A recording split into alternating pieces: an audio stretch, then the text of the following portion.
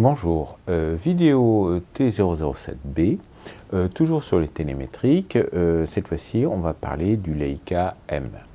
Alors, le Leica M est donc la suite des Leica Vissant, qui est apparu en 1954 avec le Leica M3 et avec le Leica M3. Le but étant de pallier l'inconvénient deux inconvénients majeurs du système Vissant. D'abord le système de montage des objectifs par filetage qui prenait du temps, et puis le viseur qui n'était pas capable d'offrir plusieurs angles de champ. Alors, il y a eu tardivement un Leica Vissant qui comblait un peu ce problème-là, qui était le Leica 3G, avec un G majuscule, mais le Leica 3G, il date, je crois qu'il date d'après le Leica M3. Et alors je suis en train de vérifier dans mon bouquin pour essayer de trouver rapidement la date, et je ne le trouve pas. 1G, 3G, page 31, pour retrouver la date. Oui, il est sorti en 1956, alors que le M3 est sorti en 1954. Donc, et le 3G offre des viseurs relativement... offre des possibilités de cadre très restreintes, puisqu'il doit y avoir que alors, je trouve le truc. C'est pas un modèle que j'ai, donc je ne connais pas par cœur.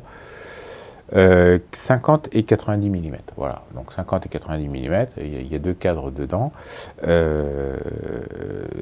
et il n'y a pas de cadre pour les grands angles, et ainsi de suite. Donc c'est le champ du cygne du Vissant. Ils ont poussé le système à l'extrême, et puis ils se sont aperçus que,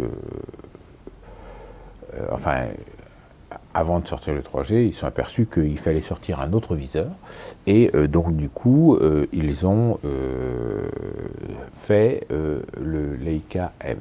Alors le Leica M3, moi je n'en ai pas, parce que je n'ai jamais été convaincu par le viseur du Leica M3, qui est un viseur particulier dans les Leica M, parce qu'il a un grandissement de quasiment 1. Et il offre des cadres 50 mm, 90 et 135 mm, voilà, uniquement. Et moi, c'est pas forcément les focales que j'utilise, donc j'ai passé outre, voilà. Le Leica... Et donc le Leica M3 des gens qui utilisent particulièrement le 50 mm et qui en sont très très contents, hein. C'est un boîtier qui a ses aficionados,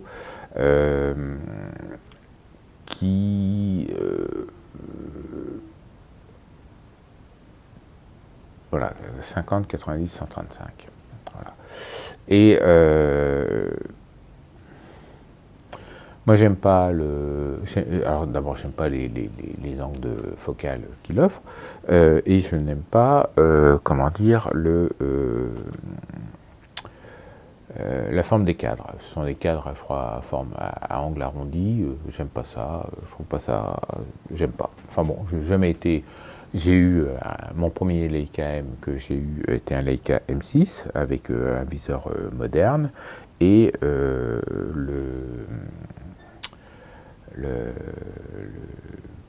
avec des beaux cadres bien carrés, bien rectangulaires, bien droits.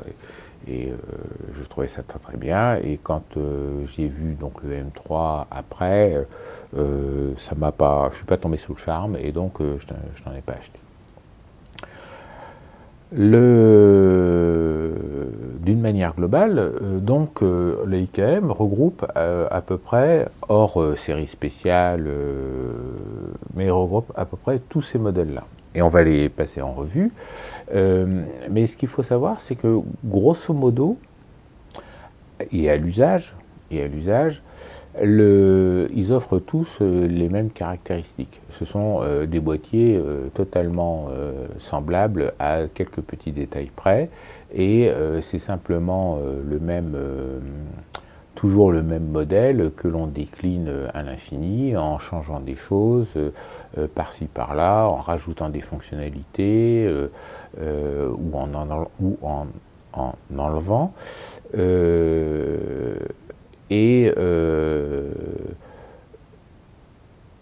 Un tel point, c'est que je serais tenté de dire, bah, vous voulez aller à l'IKM, bah, prenez celui que vous pouvez vous payer. Voilà. Après, que ce soit un M2, un M3, un M4, un M4P, un M4.2, un M6, voilà. Vaut mieux un boîtier révisé,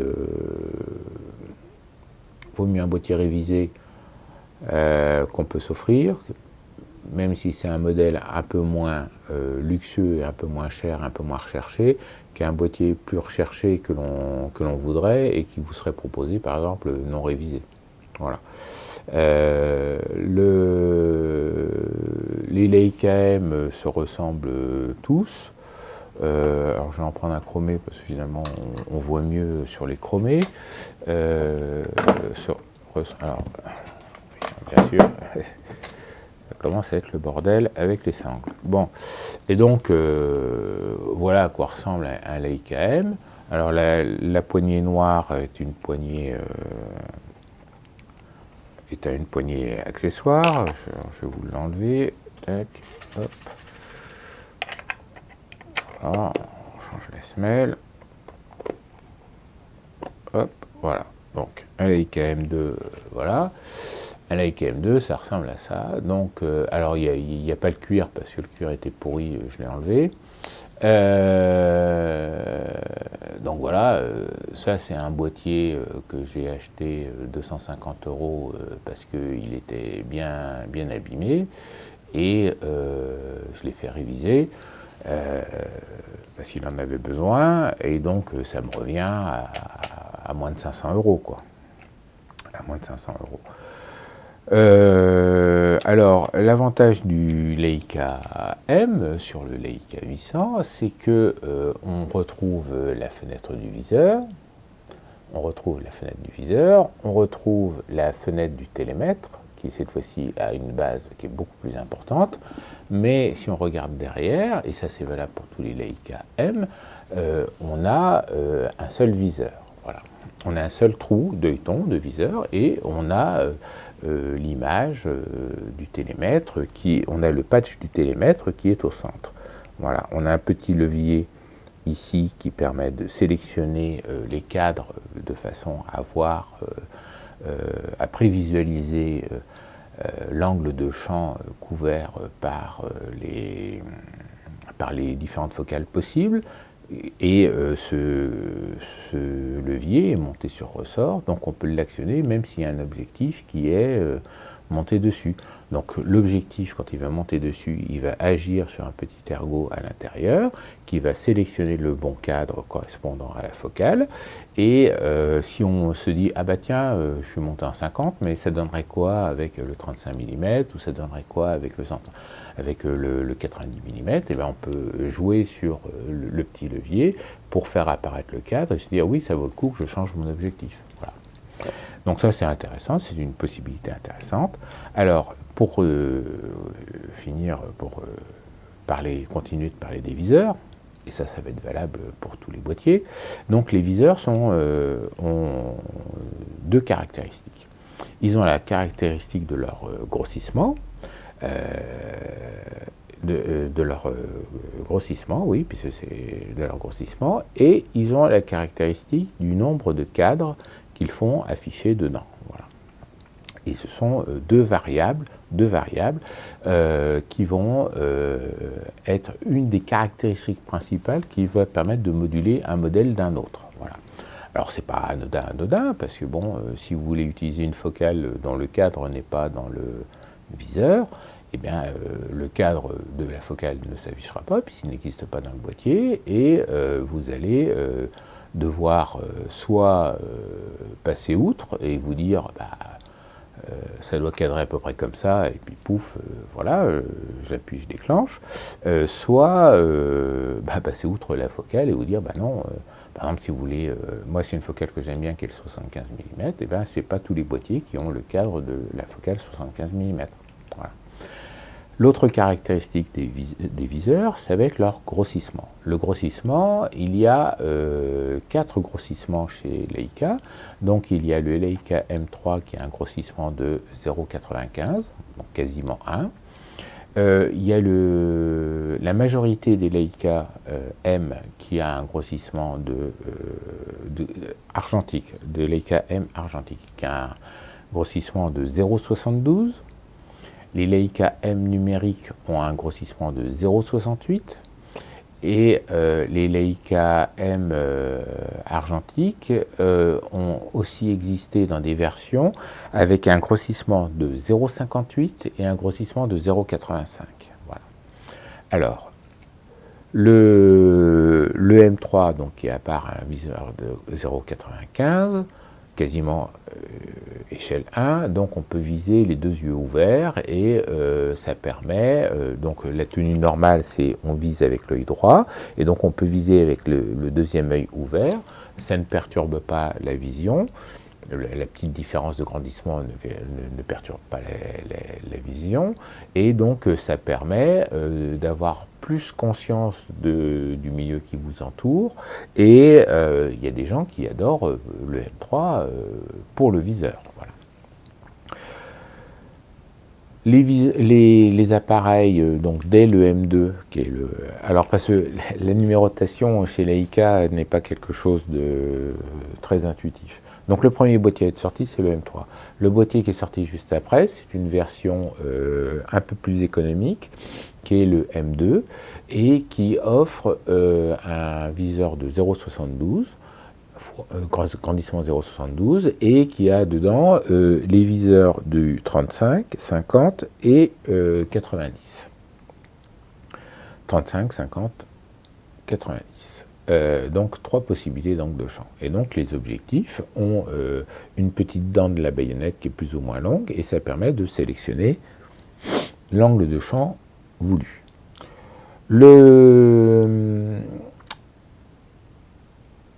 Les viseurs,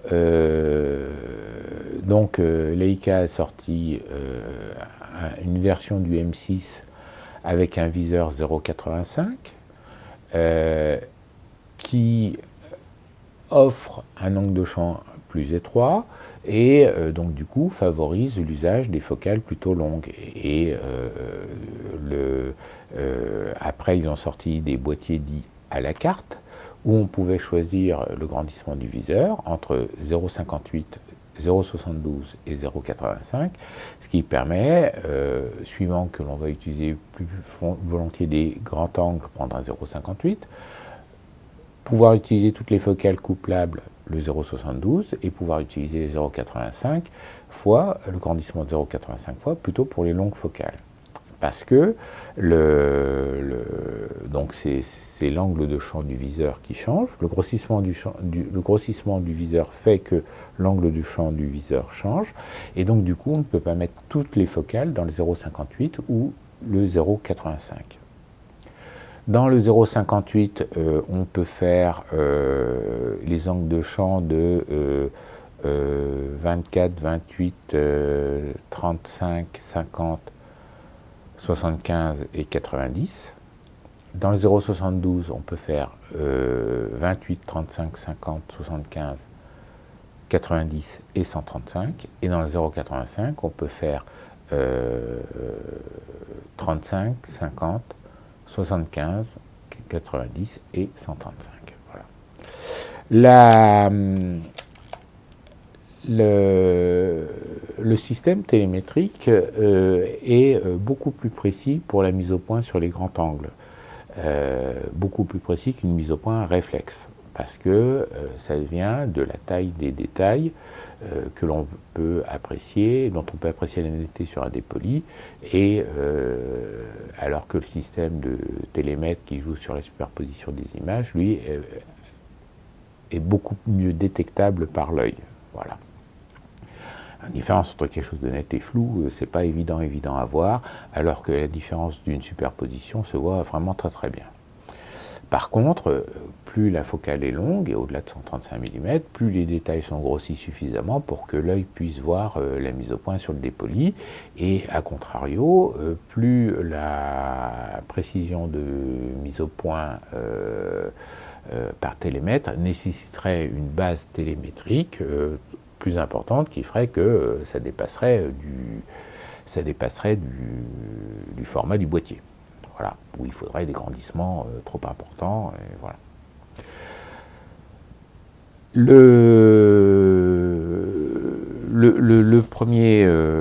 viseur du M3, donc, qui a les cadres que je vous ai dit et que j'ai déjà oublié, doit faire 50, 90 et je crois 135. Alors je ne vais pas retrouver la page. Tac. M3, tac. 50, 90 et 135. Ben, ça correspondait à ce qu'il vendait. Voilà, alors c'est le problème de la poule et de l'œuf. Hein. Il fabrique des choses, ça se vend, il fabrique des choses. Voilà. Donc c'est pour ça que la focale de 135 a eu beaucoup de succès, parce que c'était pendant très longtemps la focale la plus longue qui était vendable et utilisable avec le système télémétrique, et comme le système réflexe n'était tout simplement pas inventé, du temps des appareils photo vissants, il n'y avait pas de système réflexe, ça n'existait pas. Le système réflexe était inventé bien après, et ça posait des problèmes. Ça posait des problèmes au niveau des gammes de focales accessibles. Voilà.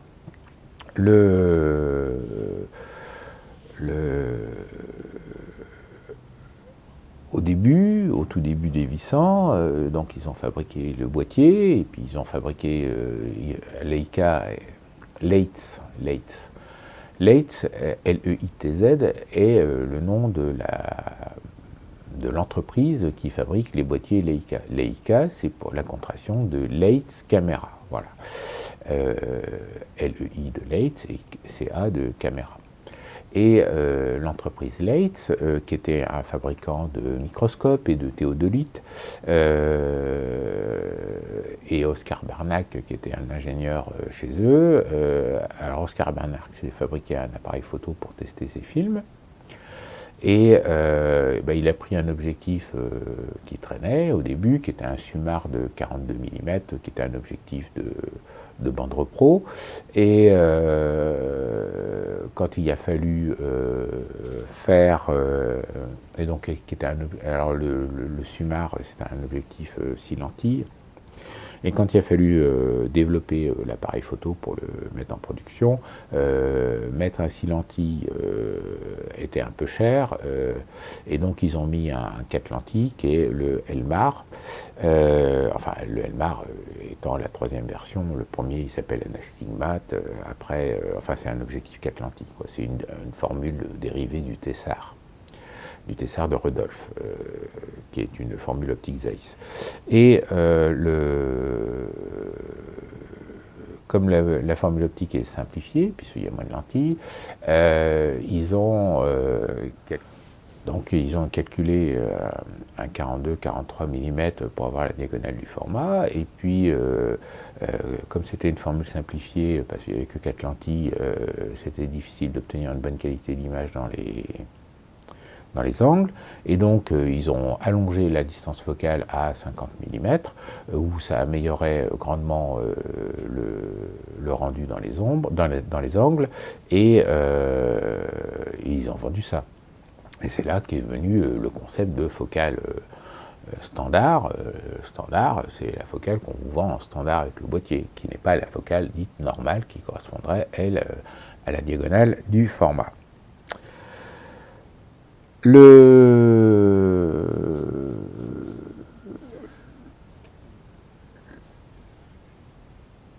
Donc ils ont vendu ça au début.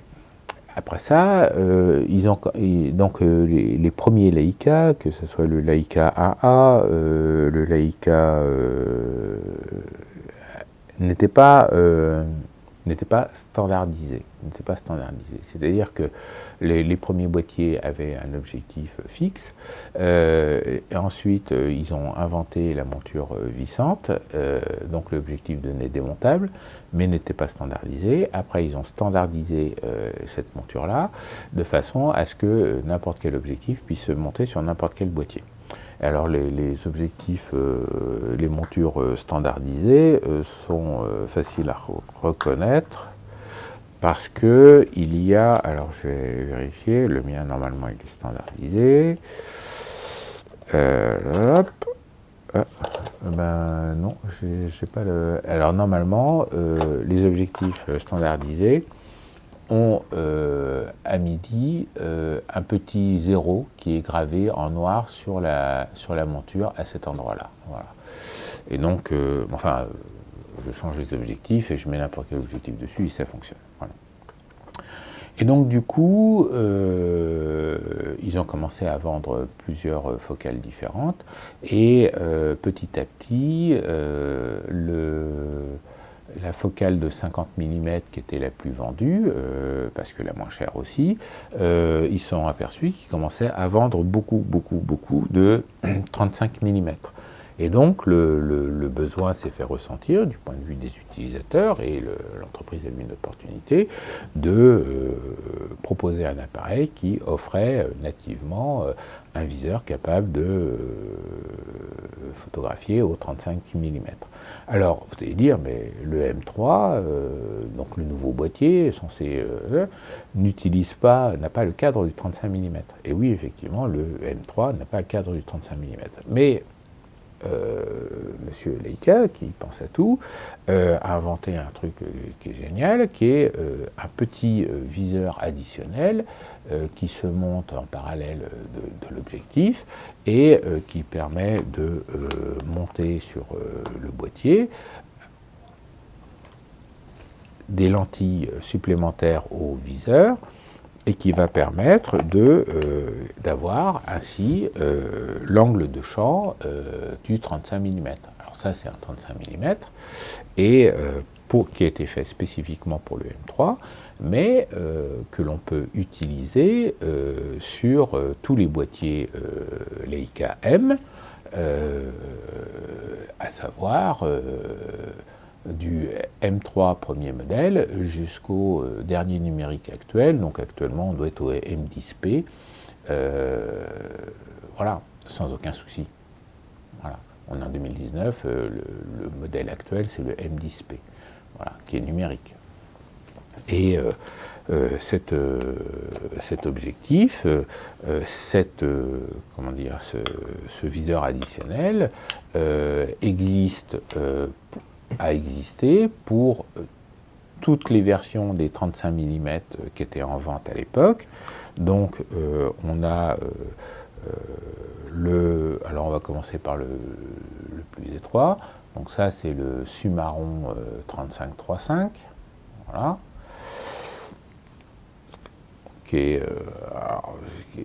Tout ça, ce sont les objectifs, tout ce que je vous présente, bon, c'est pour... alors après, il ne faut pas que je me cours. Donc après, on a le Sumaron 35-2.8. On a le Sumaron 35-2.8. Fais la mise au point, Coco. Voilà, fais la mise au point. On a le Sumaron 35-2.8. On a le Summicron 35 ouvert à 2. Voilà. Hop.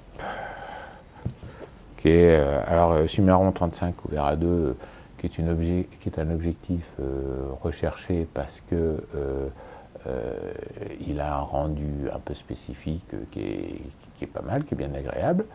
Voilà. Et puis, soyons fous, allons plus loin. On a le Sumilux. Alors, j'ai acheté des bouchons, des copies de bouchons chinoises qui sont particulièrement étanches. Et donc là, on a le Sumilux 35 1.4.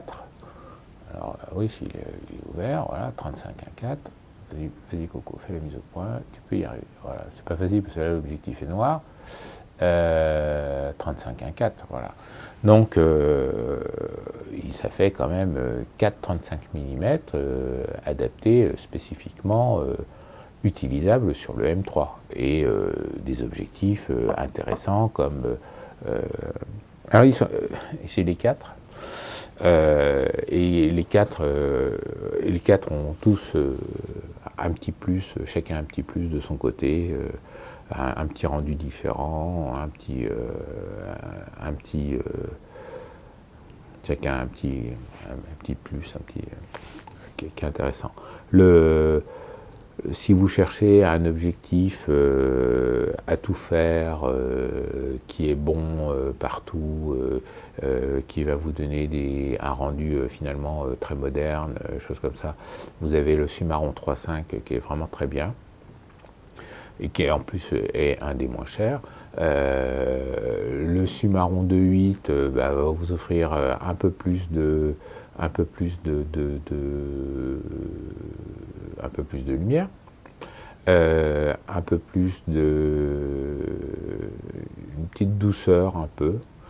Le Summicron ouvert à 2, lui, est réellement à une douceur à f2 qui est pas mal, et un rendu à f5.6.8 qui est vraiment bon.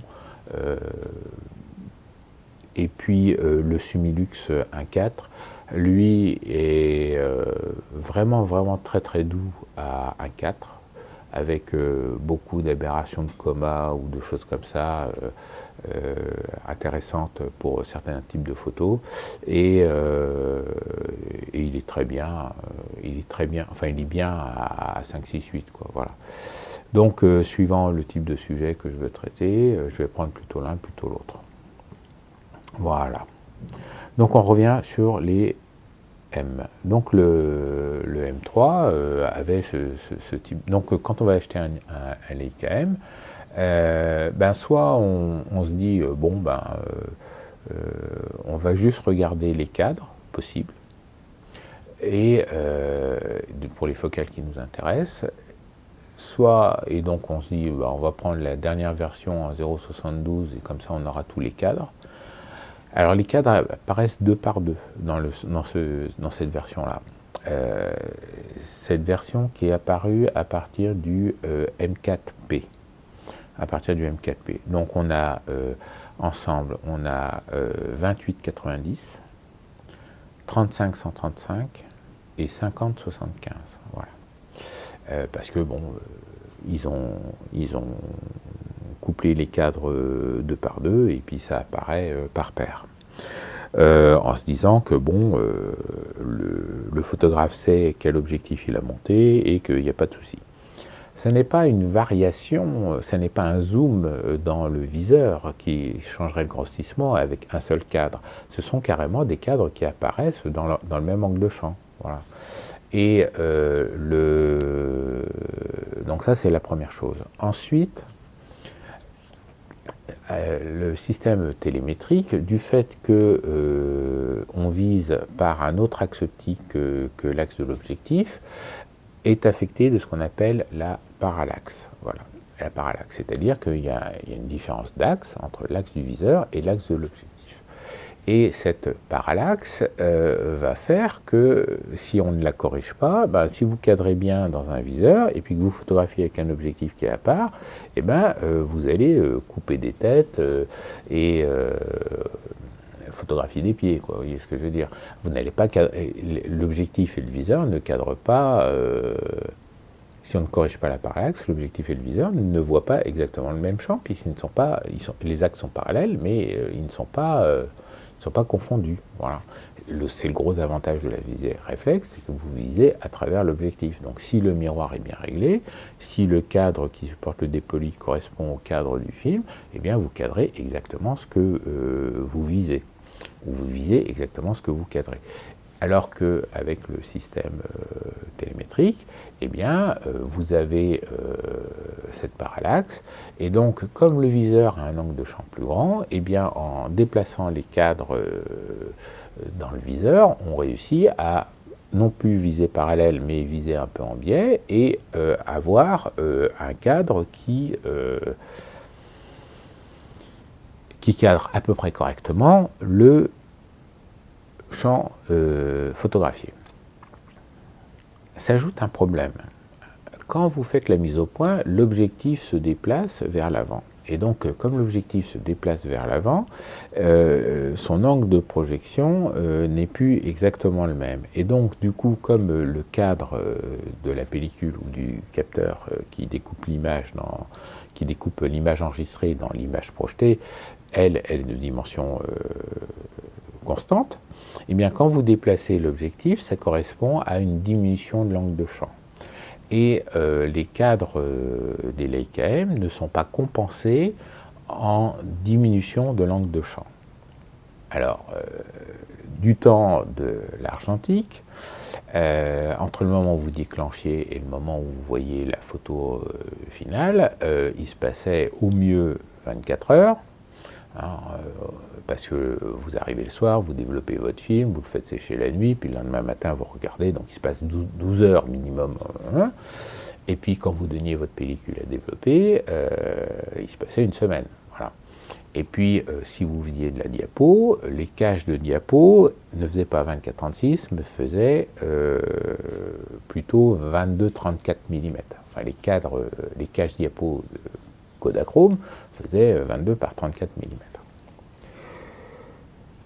Tout ceci fait que, tant qu'on faisait de l'argentique et qu'on ne faisait que de l'argentique, personne ne s'est aperçu que, en fait, les cadres des viseurs Leica avaient une certaine tolérance, et suivant la distance à laquelle on photographiait le sujet, cadraient un peu plus étroit, voire beaucoup plus étroit que le champ photographié réellement.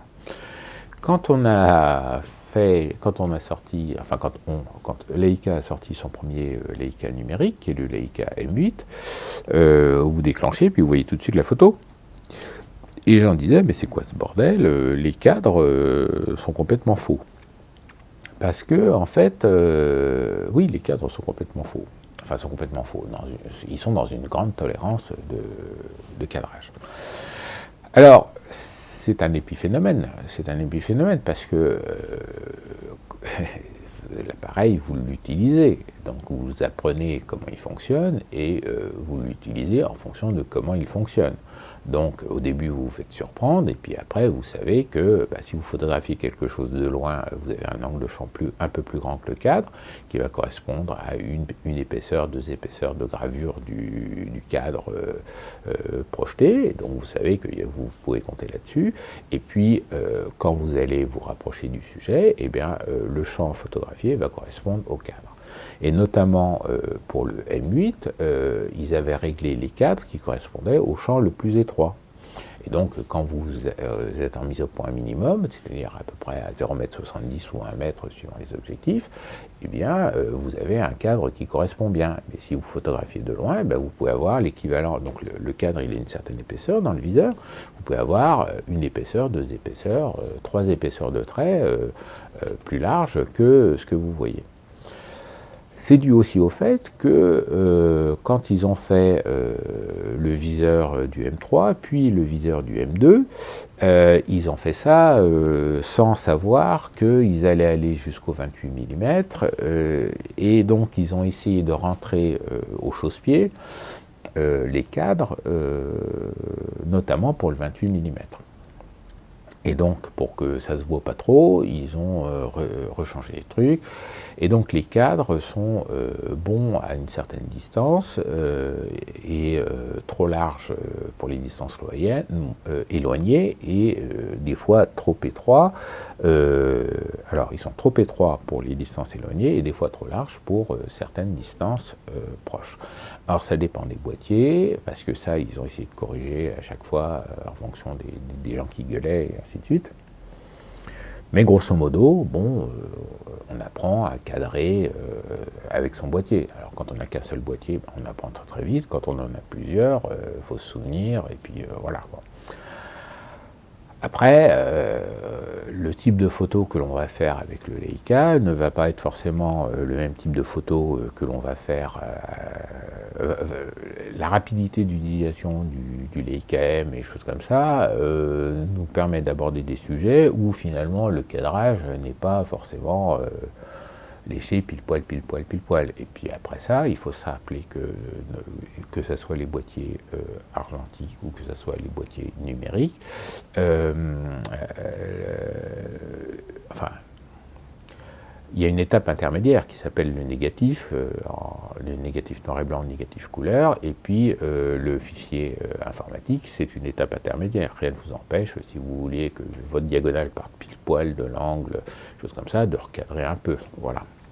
Quand on faisait de la diapo, par contre, la diapo, c'était le définitif que l'on exposait, puisque la diapositive, le film positif, que vous mettez votre film dans votre film, votre film dans votre boîtier, vous le développez, vous l'exposez, il est développé, et c'est ce film-là que vous projetez directement. Donc il n'y a pas d'étape intermédiaire.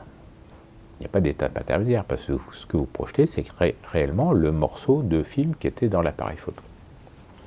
Alors que tout ce qui est tirage papier, noir et blanc ou couleur, est, comment dire, une étape intermédiaire dans le processus de création de l'image.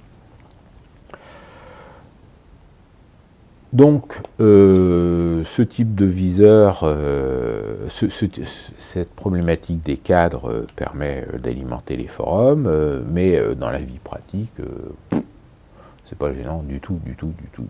Hein, c'est pas, enfin bon, moi ça m'a jamais empêché de dormir.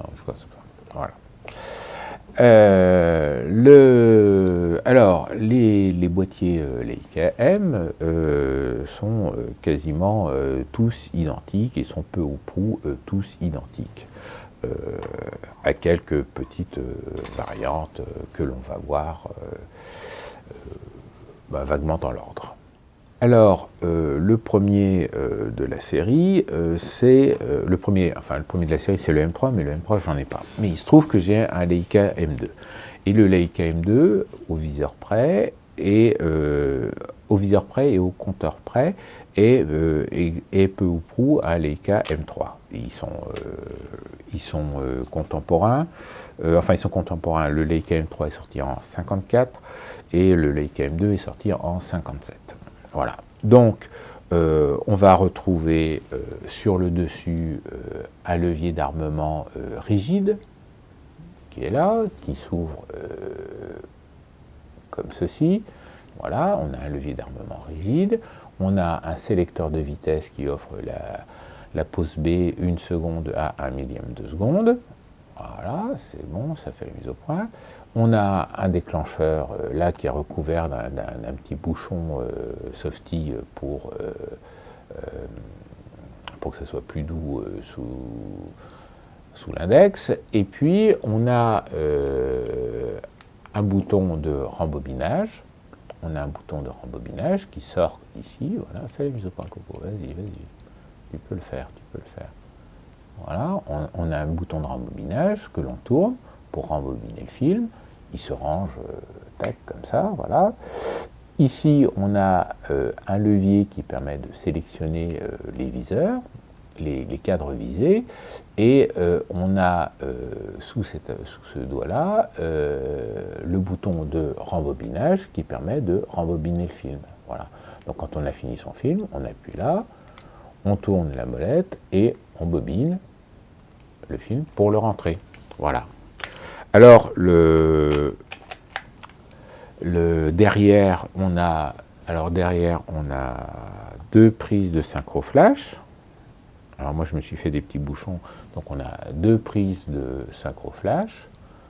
Voilà, derrière, on a deux prises de synchro flash pour une avec une petite ampoule qui sert au flash magnésique, une avec un petit éclair qui sert au flash électronique. Et moi, j'ai mis des petits bouchons pour éviter que la flotte s'y mette et ainsi de suite. Voilà, donc normalement il y a des bouchons en plastique blanc qui étaient livrés avec, mais moi j'ai pas les bouchons et voilà. On a un disque à l'arrière qui permet de marquer la sensibilité qui est chargée dans l'appareil et pour s'en souvenir. Voilà. Alors sur la face avant, vous voyez deux pièces qui ont été rapportées, parce que normalement il y a un retardateur sur le M3 ou sur le M2, et puis sur d'autres, sur le M3, sur le M2 et sur le M4. Il y avait un retardateur. Moi personnellement je déteste les retardateurs, ça vient sous les doigts, j'aime pas, donc j'ai viré ça. Quand je l'ai fait réviser par Gérard Métro, j'ai dit tu me vires ça, et puis j'ai bouché les trous, et j'en suis bien content comme ça. Le retardateur existe aussi sur les boîtiers vissants, mais c'était une option, tous ne l'avaient pas, et je n'ai aucun boîtier vissant avec retardateur, je n'ai aucun boîtier vissant Leica avec retardateur. Je ne suis pas narcissique, je ne me photographie pas, donc j'en ai rien à faire. Le retardateur peut être une fonction intéressante quand on fait de la photo en pause, longue, et qu'on a un trépied qui branle un peu, de façon à ce que l'appareil photo déclenche, après on appuie sur le bouton, ça tourne pendant 10 secondes et ça déclenche l'appareil. Donc pendant 10 secondes, le pied a le temps de se stabiliser et obtenir des photos nettes. Mais bon, si vous avez un pied comme ça, changez-en, achetez un Jitsu, allez voir les vidéos 35C sur le trépied pour trouver un trépied qui ne branle pas, parce que c'est pas utilisable, quoi. Ou alors utiliser un déclencheur souple, ce qui est beaucoup plus efficace. Le Leica M2 et M3 ont une particularité au mode de rechargement, donc je vais vous faire une démonstration. Donc on ouvre la semelle, ok, donc la semelle s'enlève, on a le dos qui s'ouvre, on a la bobine qui s'enlève comme sur les vissants, on prend le film, alors ça se recharge comme un vissant, hein, donc bouton en haut, on glisse le film sous la languette qui va bien. Alors, on glisse sous la languette qui va bien. C'est pas facile à faire, mais ça veut dire que la bobine est en bon état, parce que ça veut dire que le ressort est costaud. Voilà. Parce que, alors ça c'est un bout de tricks que j'ai, qui est un film plutôt épais. On a sur alors je ne suis pas sûr que ça va bien se voir, donc c'est à ce niveau-là, voilà, c'est à ce niveau-là, au bout du doigt, on voit une espèce de petite flèche avec des pointillés, et on doit voir du clair dedans. Et en fait, c'est le bout de film que l'on voit apparaître dans la flèche. Voilà, si ça doit se voir. Voilà, c'est le bout de film que l'on voit. Ça veut dire qu'on a été assez loin. Donc après, on met le boîtier, le cul en l'air. On met la bobine on met la bobine orientée correctement. On me voit encore, oui, si on me voit encore, on met la bobine, on tire le bout du film qui va bien, on fait passer la boucle, on rentre dans le bazar, on vérifie que le film, est bien dans les rails chromés que l'on voit là. Hop, on referme. On referme, on remet la semelle, donc la semelle a un sens, hein, donc il y a un petit ergot, un petit trou, on met le bazar, on vérifie que l'axe passe bien comme il faut dans le truc, voilà, on referme, et normalement, voilà, c'est chargé, voilà, et on referme la clé. Particularité du M2, c'est qu'il a un compteur qui est là, qui est extérieur. C'est un disque extérieur qui est gravé et on le tourne dans un sens pour le remettre sur une position. En fait, on va armer un coup, deux coups, voilà, et on le remet sur 0 ou sur 1. Voilà, on va le mettre sur 1, on a armé deux coups, et puis voilà, et on est prêt à photographier. Et à chaque fois, alors le compteur ne tourne avec le doigt que dans un seul sens. Et après, on avance, et on attaque, et on avance et on recule. Et on n'oublie pas de tendre son film, voilà. Voilà, on tend son film, et puis on rabat le bazar, et puis on fait ses photos. Alors, à l'intérieur de ça, on a deux points qui tourne pour montrer que le film défile bien, mais la couronne extérieure ne tourne pas.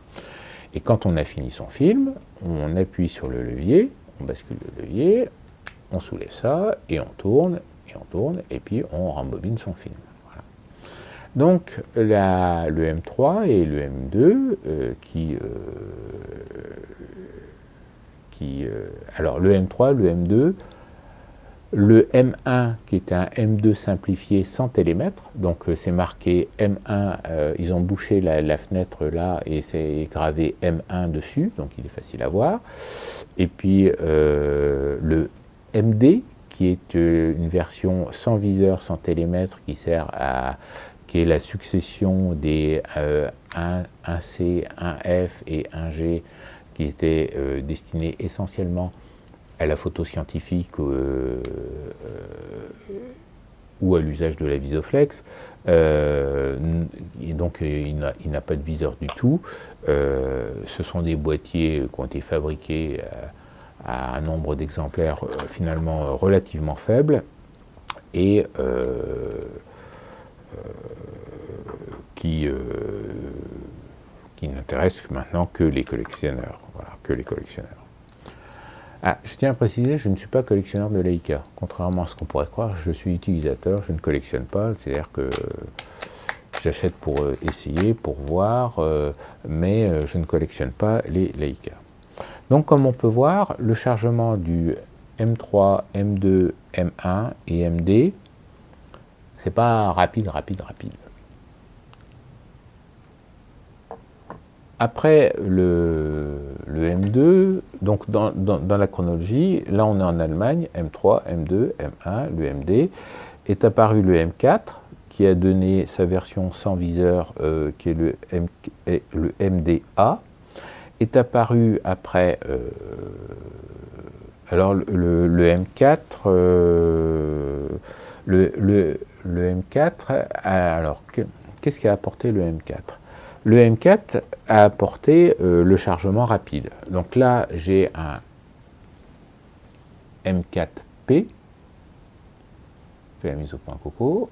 Donc le M4, il a encore nativement le retardateur, qui est à la place de la pastille rouge. Et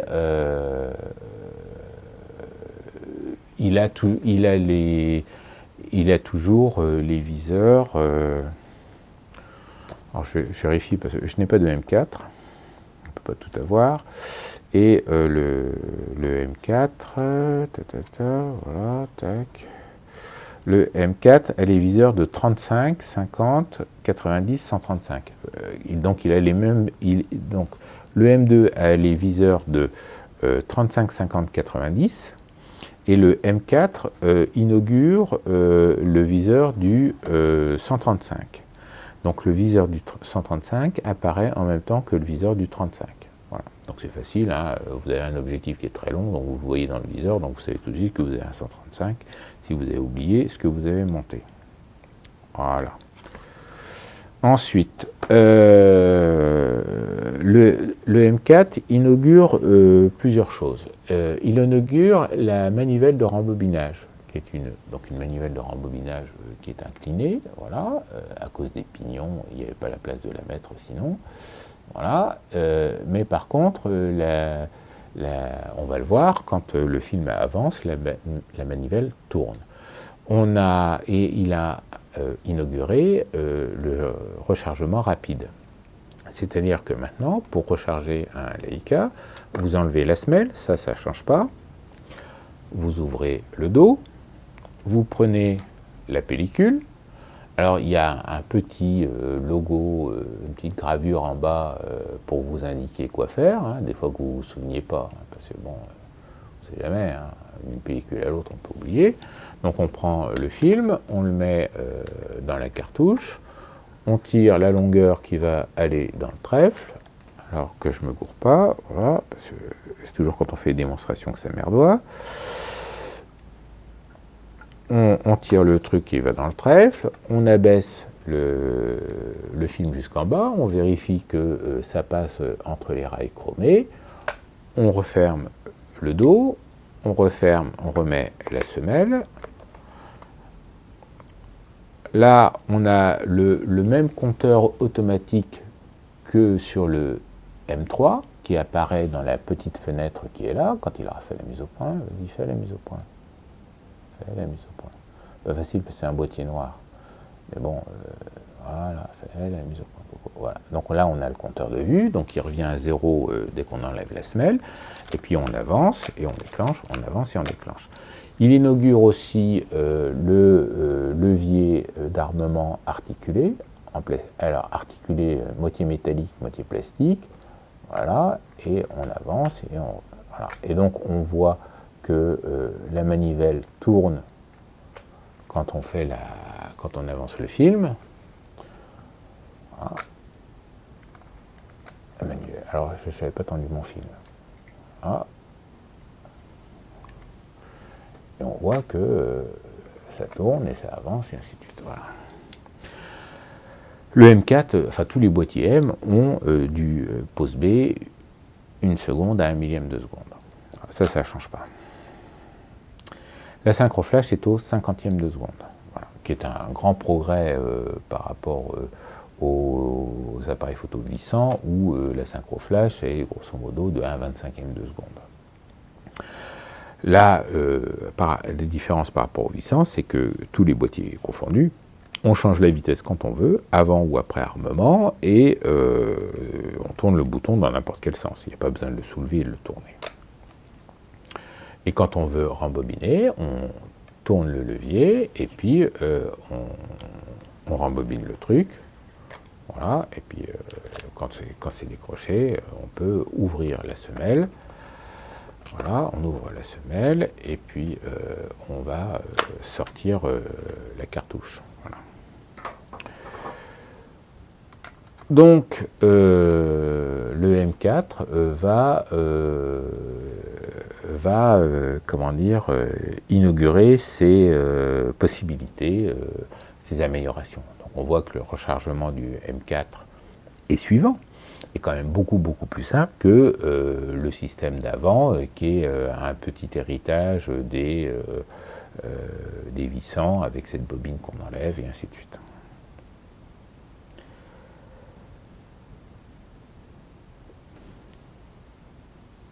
Après le M4 est apparu le M5. Alors, je n'ai pas de M5, donc je ne peux pas vous le présenter. Le M5 a une forme caractéristique. Donc ils ont abandonné la forme, comment dire, le dessin original qui est celui-là. La poignée, c'est un accessoire qui est rajouté. Ils ont abandonné cette forme-là et il est un peu plus carré, il est un peu plus large, choses comme ça. Mais le M5 est le premier boîtier à avoir à l'intérieur un posemètre intégré. Parce que jusque-là, il n'y a toujours pas de posemètre intégré à l'intérieur. En même temps que le M5 est sorti le CL, qui offre le même principe du posemètre qui est dedans. Donc comme j'ai un CL, je vais pouvoir vous le montrer. Voilà. Et le principe, c'est quand vous armez l'obturateur, il y a un petit bras, il y a un petit levier qui apparaît avec et qui a la cellule photosensible à l'intérieur. Voilà. Et le M5 a le même principe, et le même composant, et offre le même problème. Et bien sûr, quand on déclenche, la cellule s'enlève avant de déclencher l'obturateur, et pour éviter d'avoir l'ombre de la cellule sur la photo. Ils ont pensé à tout quand même. Bon. Le M5 a un système de posemètre avec deux aiguilles au-dessus du viseur. On a la gamme de vitesse et puis on a deux aiguilles. Donc il y a l'aiguille du galvanomètre qui indique la quantité de lumière qui apparaît, et puis vous avez une aiguille qui indique à quelle vitesse vous êtes, et le but c'est de croiser les aiguilles dans la bande horizontale où elles sont visibles, pour de superposer les aiguilles, et c'est à ce moment-là que vous êtes bien exposé. Donc il y a des gens qui en sont très très contents, et voilà, et tant mieux pour eux, j'en suis très heureux pour eux. Voilà. Ce que je n'aime pas dans le M5, c'est que bon, il a une forme qui est beaucoup moins jolie, beaucoup moins élégante que les autres M. Et puis il y a la manivelle de rembobinage qui est sous la semelle, comme celui-ci d'ailleurs, voilà. Alors, c'est pas la position de la manivelle de rembobinage qui me dérange, c'est que le fait que ça soit du côté où on attache le pied. Voilà, donc ça c'est un peu gênant. Il se recharge par la semelle, tout pareil, avec le dos qui s'ouvre. Il utilise une pile au mercure, PX625, et donc si on veut l'utiliser avec des piles modernes, il faut le faire recalibrer le circuit d'alimentation. C'est un boîtier qui se révise encore au jour d'aujourd'hui, mais il faut trouver l'artisan. Alors Photosufren doit le faire, Rolex doit le faire aussi. En France et à Paris, il n'y a aucun souci. Voilà. Le M5 offre les cadres du 35 au 135. Voilà. Voilà ce qu'on pouvait dire sur le M5. Et donc, le M5 donc, qui est apparu en 1971, en 1971, c'est la fin du Nikon F et le début du Nikon F2 chez Nikon. Donc les ventes du M5, le M5 est très très mal reçu par la communauté parce que le changement de la forme ne plaît pas du tout, la forme ne plaît pas du tout, et grosso modo ils ont vendu un tiers des quantités qu'ils espéraient vendre, et le M5 a été responsable de la première faillite sérieuse de Leica. Leica est une entreprise qui était en faillite permanente de 1972, grosso modo, à 1980-82, voilà, grosso modo. Voilà. Et ça a failli fermer aussi avec le passage du numérique. Voilà. Dans cette période, alors Leica ne fabriquait pas que ses appareils à télémètre, et ils ont commencé à sortir le Leica Flex, le Leica Reflex dans les années, je sais pas, dans les années 65. Alors j'essaye de retrouver la date. M édition spéciale, c'est pas ça, ça c'est des photos. 1965. Voilà. Donc 1965, ça fait déjà 5 ans 5 ans, 6 ans que Nikon a ravagé la photo professionnelle de journalisme avec le Nikon F. Hein. Alors que le Leica M, alors on dit que le Leica était un appareil photo de dentiste, c'est pas tout à fait exact.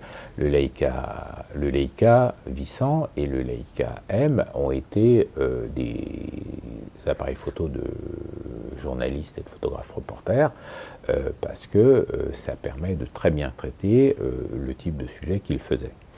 Et quand on s'intéresse un peu au métier de reporter, les photographes de guerre et choses comme ça, quand on voit des photos de photographes de guerre, on s'aperçoit que même pour la guerre du Vietnam, mais en guerre de Corée,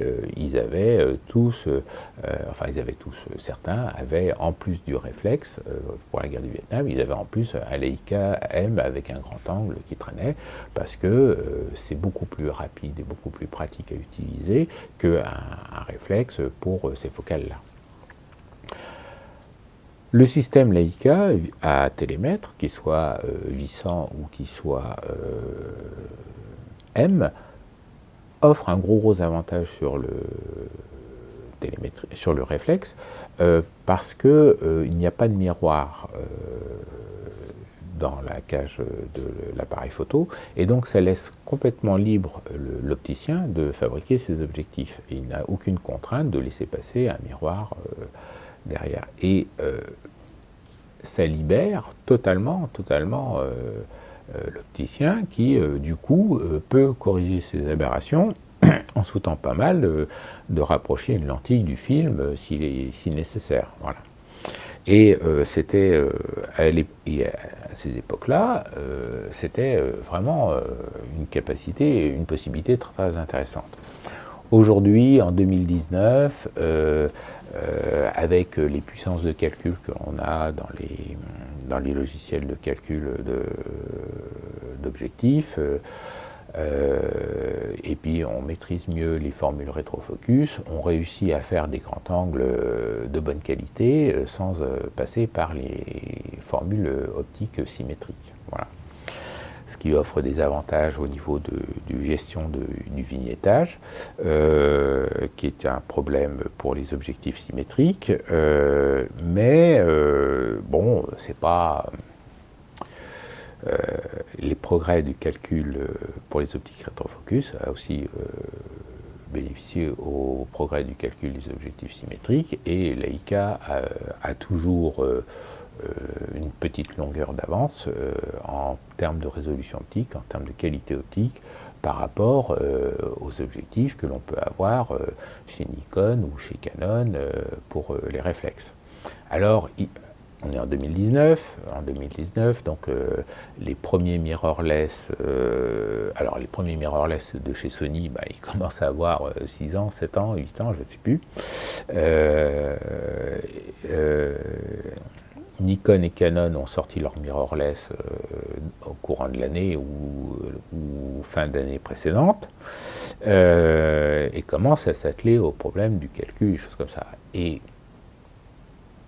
force est de constater que si Leica est un très bon opticien, des entreprises comme Nikon ou comme Canon ont aussi des aptitudes de calcul optique non négligeables, et ils ont surtout une capacité de production totalement différente de Leica.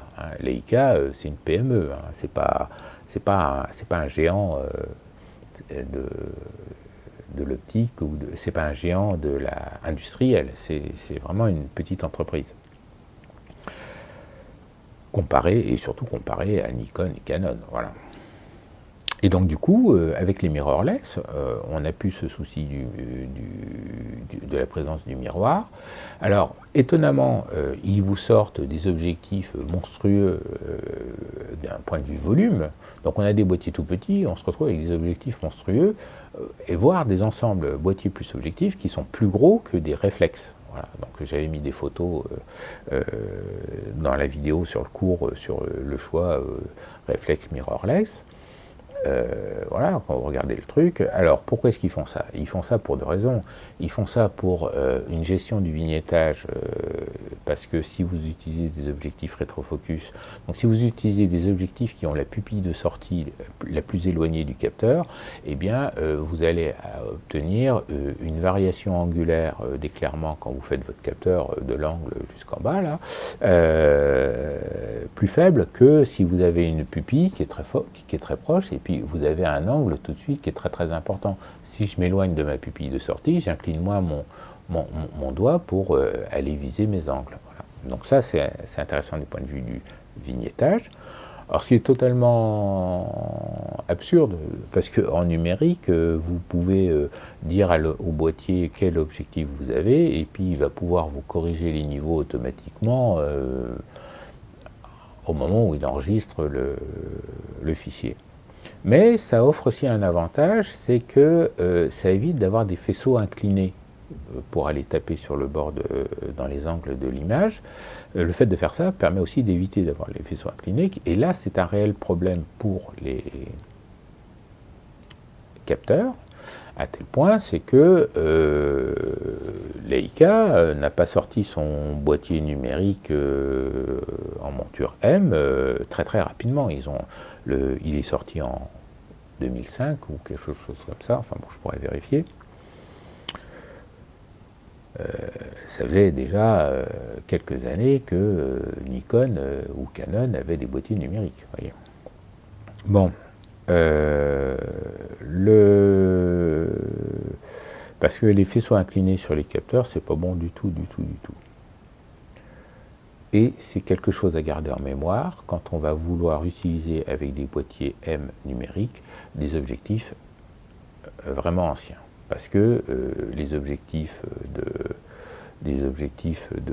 certains objectifs qui se montent sur les Leica ont vraiment des lentilles qui rentrent dans le boîtier et qui vont très près du truc.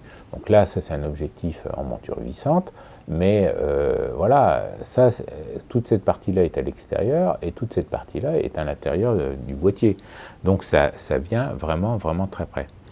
À tel point que certains objectifs ne sont pas compatibles avec le Leica M5 ou le Leica CL qui est ici et qui est le suivant sur la liste, parce que ce petit bras qui vient avec la cellule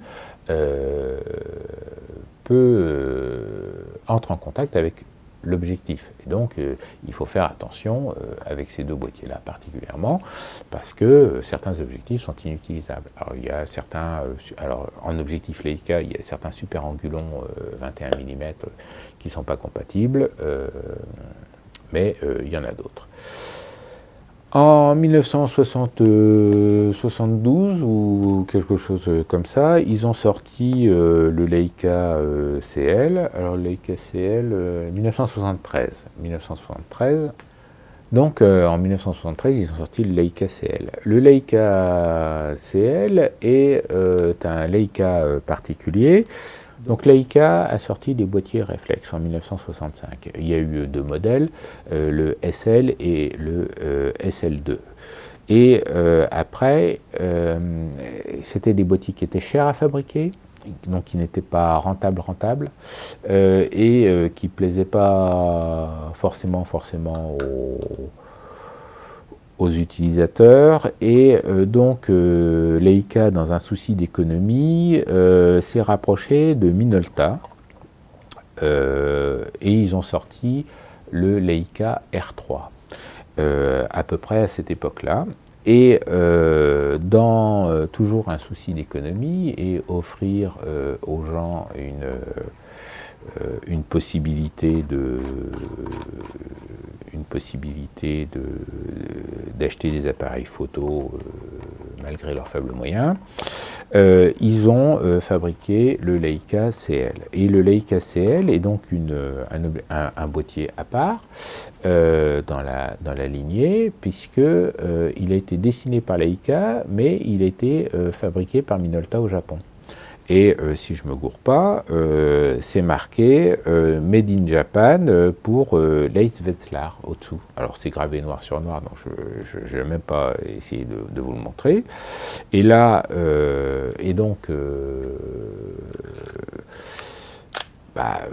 c'est un petit boîtier bien sympa. Alors il est complètement différent des autres. D'abord il est beaucoup plus petit. Enfin il est plus petit. Hein, si on les met côte à côte. Voilà, si on les met côte à côte, donc on voit bien qu'il y en a un qui est plus petit que l'autre. Alors il faut toujours faire abstraction de la poignée qui est en rab. Et il inaugure un nouveau viseur avec une base télémétrique qui là est ridiculement faible puisqu'elle doit faire dans les 40 mm. Donc la sortie du télémètre, c'est la petite fenêtre qui brille là, qui est à droite, qui est du côté du CL, du mot CL. Voilà, je le fais briller. Et puis on a la grande fenêtre du viseur avec la partie des polis qui correspond à... Alors j'essaye de bouger pour activer la mise au point. Voilà. Et donc on a la partie des polis qui permet de projeter les cadres, de faire rentrer de la lumière pour projeter les cadres. Et on a la partie bleutée qui est la partie viseur proprement dite. Et donc il y a un petit objectif qu'ils ont calculé spécialement pour ça, qui est une focale de 40 mm. Alors c'est un 40 mm ouvert à 2, alors c'est le Summicron C-C pour CCL, Compact Leica, CL, Compact Leica. Et ce boîtier-là a les cadres pour le 40 mm, pour le 50 mm et pour le 90 mm. Et donc il y avait deux objectifs CL. Pour le C, il y a l'Elmar C 90 ouvert à 4 et il y a le Summicron C 40 ouvert à 2. Voilà. Et notamment le Summicron C 40 ouvert à 2, donc c'est un objectif 6 lentilles qui a ses aficionados, qui a des qualités qui sont pas mal.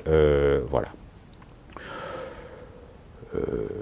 Et donc du coup, et cet objectif-là, le CL a duré de grosso modo 73 à 75, 75-76, et Leica a jeté l'éponge en 76. Et puis pour le CL. Et Minolta a dit, écoutez, nous on continue.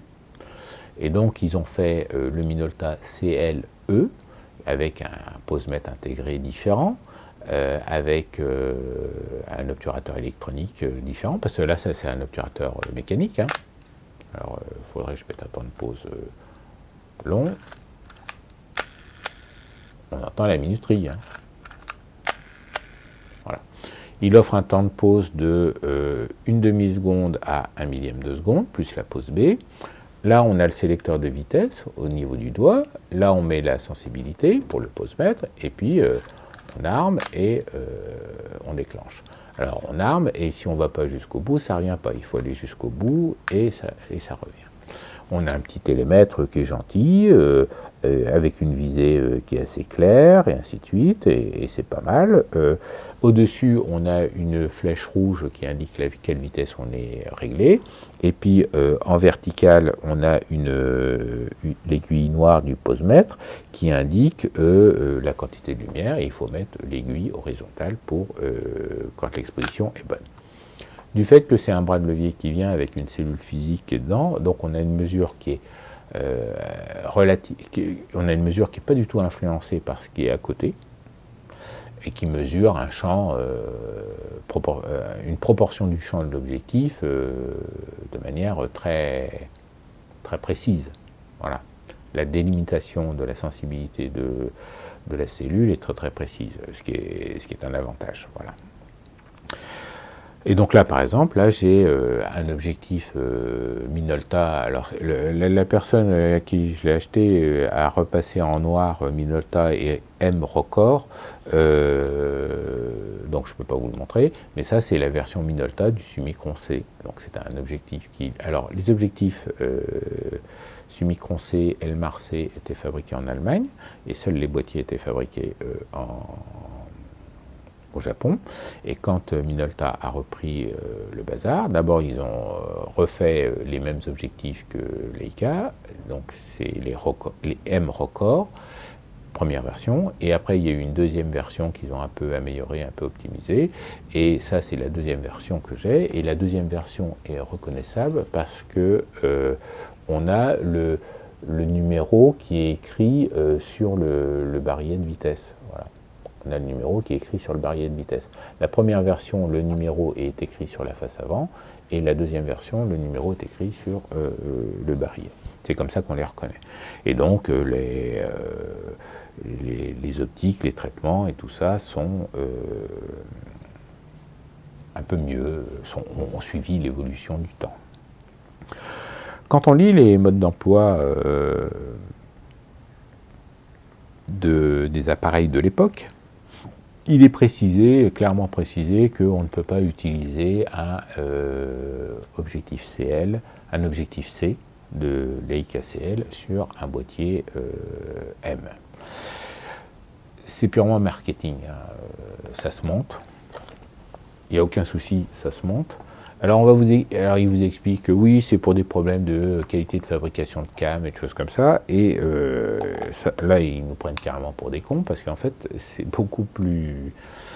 Et donc, ça se monte dessus, et alors le problème, c'est donc il n'y a que deux objectifs, il y a le 40 et le 90, alors le 90, on a des cadres de 90, ça, il n'y a pas de souci, et puis le 40, bah, c'est pas une focale dont on a le cadre. Mais il se trouve que le 40 mm a juste ce qu'il faut de plus de longueur focale pour que les cadres qui étaient un peu trop étroits pour le 35 mm matchent. Et donc du coup, finalement, les cadres vont très très bien, le télémètre suit très très bien, et il n'y a aucun souci. Voilà, il n'y a aucun souci. Et c'est pour ça que cet objectif-là est relativement recherché, et donc à tel point, c'est qu'il est quasiment moins cher d'acheter un CL avec l'objectif que d'acheter l'objectif seul. Voilà. Parce que les ensembles se vendent mal sur eBay. Les gens cherchent. Parce que quand vous cherchez un accessoire ou un truc comme ça, vous vous dites, bon, bah c'est bon, moi ce que je veux c'est l'objectif, le boîtier, j'en ai plein. Mais des fois, je vais dire c'est une erreur. Non, c'est pas une erreur. C'est, l'objectif est à 300 €, tu as le boîtier plus l'objectif à 250. Où est le problème? Tu vas avoir un boîtier de plus. Où est le problème? C'est comme ça que je me retrouve avec... donc du coup, on se retrouve avec plein de choses. Donc le Leica CL, qui est un joli petit Leica,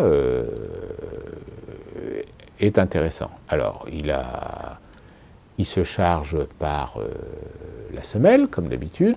Donc là, on a un verrou qui est différent. On ouvre le bazar. Alors, je ne peux pas vous faire la démonstration. Alors, la sangle s'attache sur le côté, et donc voilà. Donc ici vous avez la sangle, vous voyez, d'un côté il y a le dos, et de l'autre côté il y a le boîtier. Voilà. C'est le côté sympa. Voilà. Vous mettez ça autour du cou, hop, et puis voilà, ça tombe pas. Bon. On soulève la petite porte, on met... Alors je peux pas vous faire la démonstration parce que c'est un canister rechargeable Leica que j'ai amené et pas une pellicule parce que je n'en ai pas. Donc on met la pellicule là, on tire le film, on passe... Donc c'est le même système de chargement que les boîtiers Minolta. Hein, on passe la languette dessous, on referme ça. Alors, grand moment de solitude parce que si vous n'aimez pas les twists dans les sangles, c'est à ce moment-là qu'il faut faire attention. Voilà, on ramène le dos, et donc le dos, on va le rentrer et on va le mettre. Alors, ce qu'on peut remarquer, c'est que la pile PX machin chose, elle est cachée par le dos. Et donc, du coup, si vous tombez en rate de pile et qu'il y a un film dedans, ben, soit vous rembobinez votre film, soit vous finissez votre film sans pose-mètre, quoi. Voilà, parce que pour changer la pile, il faut ouvrir le bazar. Donc dessous, on a un rappel, un disque rappel pour dire si on a mis du film noir et blanc, du film couleur ou choses comme ça. On s'en fout. Il y a la bobine, il y a la manivelle de rembobinage. Hein, voilà. manivelle de rembobinage, et puis il y a le bouton, il y a le petit bouton chromé qui sert, à débrayer pour rembobiner. Voilà. Et la sensibilité se met là-dessus, on appuie, on tourne et on lâche. Voilà.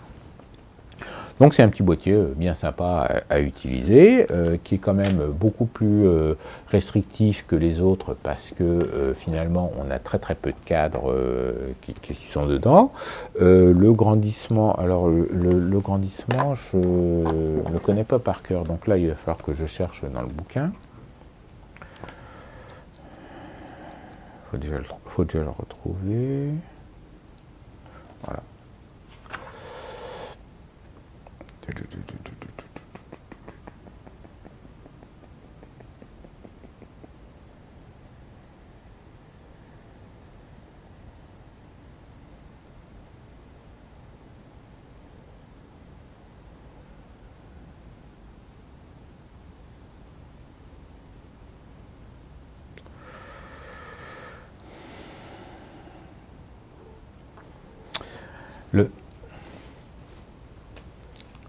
Le grandissement du viseur est de 0,6. Donc il est large quand même, il est plus large que le viseur du 0,72. Et ils indiquent dans le bouquin qu'on peut utiliser les vitesses entre les valeurs, donc on n'est pas les vitesses intermédiaires, ce que ça s'appelle, sauf entre 1/30 et 1/60 de seconde. Voilà. Bon. Alors c'est une possibilité qu'offrent certains boîtiers qui est intéressante quand on utilise des objectifs à ouverture fixe, ce qui n'est pas le cas des Leica. Mais bon, voilà, c'est un truc, c'est bon, c'est sympa. Leica fait donc a de gros problèmes financiers en 72, 74, 76. Est-ce que je dise pas de bêtises, oui. Et à tel point, c'est que Leica dit bon bah c'est bon, le télémétrique c'est fini, plus personne n'en veut, ça se vend pas, on n'a pas les moyens de continuer. Voilà. Alors Leica a été racheté par une entreprise qui s'appelle Wild Herberton. Wild, W-I-L-D, Herberton, H-E-R, Burton, B-U-R-T-O-N, qui était spécialiste, du moins pour Wild, qui était spécialiste des théodolites. Et théodolites et microscopes, je crois aussi, mais enfin théodolites. Et donc, ce qui les intéressait en rachetant l'entreprise, c'était la partie théodolite et microscope, et pas du tout la partie photo. Donc, la partie photo a eu très peu de moyens financiers pour développer des nouveaux boîtiers, corriger le tir, suivre l'évolution technologique, et choses comme ça. Et donc, ça s'en est ressenti dans la gamme télémétrique, puisqu'ils ont pris la décision d'arrêter les télémétriques. Et dans la partie réflexe, puisqu'ils ont abandonné le SL2, donc fabriqué en interne, pour développer une plateforme en collaboration avec Minolta, moins chère, de façon à pouvoir intégrer des éléments Minolta dans les appareils, et c'était le R3, puis la famille du R4 au R7. Voilà.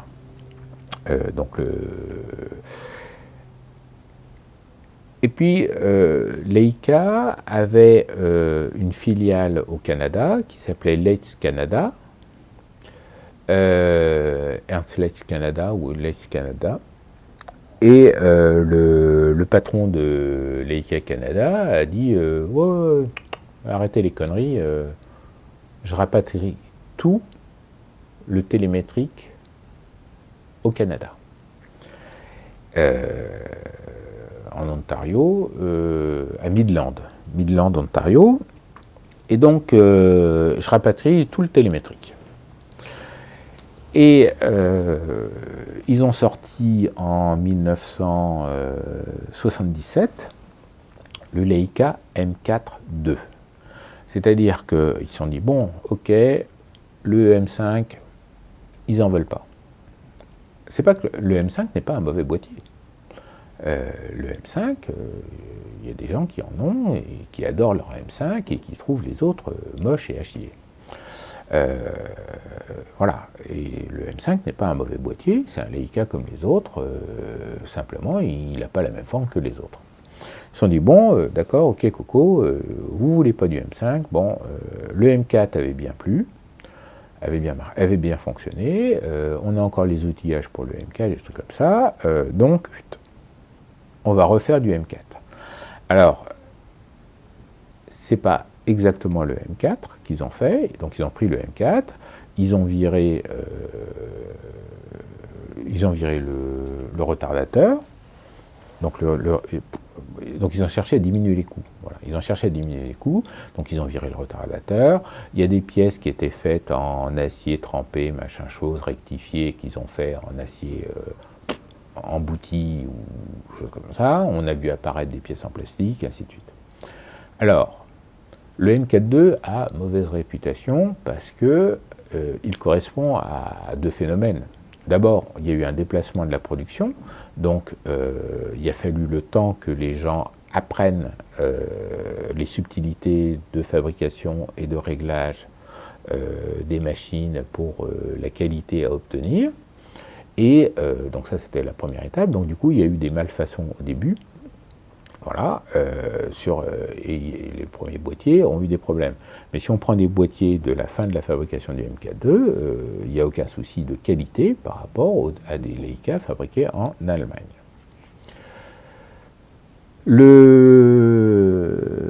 Et donc c'est comme ça que le MK2 a eu des soucis au départ et qu'il a mauvaise réputation actuellement.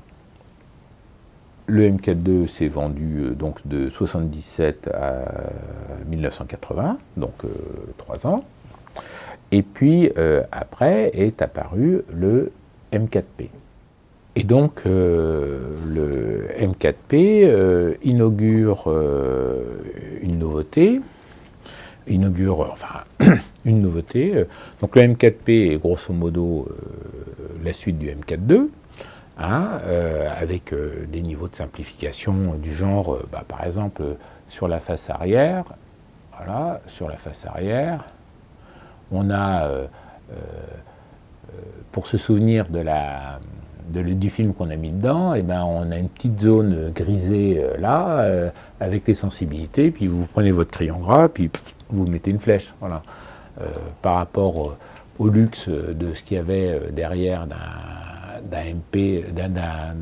Leica M avec un joli truc qui tourne et ainsi de suite. Voilà. C'est typiquement, voilà, c'est des pièces, c'est plus simple à faire, c'est moins cher. On a toujours la synchro, les deux pupions de synchro M et X à l'arrière. C'est marqué Made by Leitz Canada. Voilà, comme sur le M4-II, voilà, et alors il n'y a pas le retardateur comme le M4-II, et la nouveauté du M4P par rapport au M4-II, ce sont l'apparition de deux nouveaux cadres, qui sont le 28 mm et le 75 mm. Alors 75 mm, j'en suis sûr, mais par contre, oui. Voilà, donc dans le M4-II, il n'y avait que trois cadres, donc il y avait 35, 50, 90. Et dans le M4P, on passe de 28, 90, 35, 135 et 50, 75 ensemble. Voilà. Alors je suis étonné qu'il n'y ait pas eu le 135 dans le M4-II. Je suis étonné qu'il n'y ait pas eu le 135 dans le M4-II parce que le 135 existait dans le M5 et existait dans le M4. Alors, je cherche la bonne page.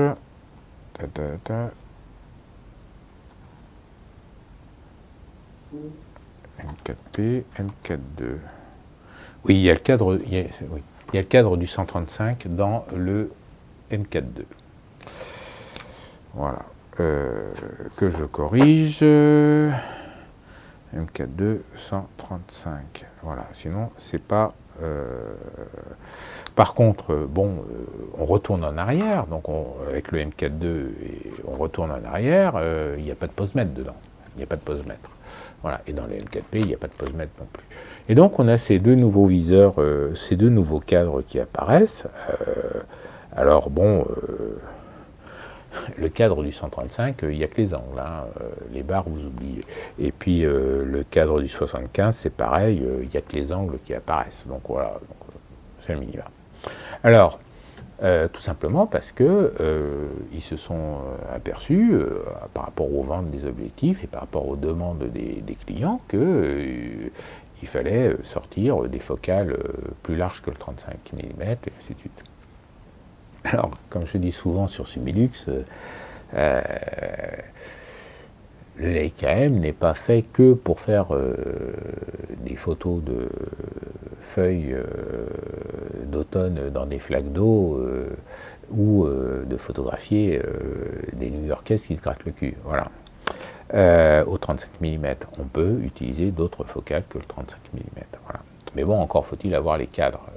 C'est quand même plus confortable d'avoir les cadres, des choses comme ça. Il y a bien sûr la possibilité des viseurs externes, mais c'est un peu gonflant de faire la mise au point au centre et puis de revenir dans son viseur et ainsi de suite. C'est un peu... faut être motivé pour le faire, quoi. C'est pas impossible, mais il faut être motivé pour le faire. Donc le M4P, voilà les seules nouveautés du M4P. En fait, le M4P est un M2, le M4P est un M4.2, et le M4.2, au retardateur près, est un M4, et le M4 à la manivelle près et au système de rechargement est un M2. Voilà. Donc c'est pour ça que quand je dis la différence entre les boîtiers Leica, il y en a. Mais à l'usage, c'est que pouit, on s'en fout. Hein. Quand vous avez, alors le rechargement du M2, du M1, M2, M3 est un peu prend un peu de temps, voilà, prend un peu de temps, mais on ne fait pour un usage amateur, excusez-moi, pour un usage amateur, soit tu es prévoyant, soit tant pis. Pendant que tu recharges ton film, tu fais pas de photos, puis voilà, basta. Voilà. Bon, on est quand même en 2019. Je fais une vidéo par rapport à aujourd'hui.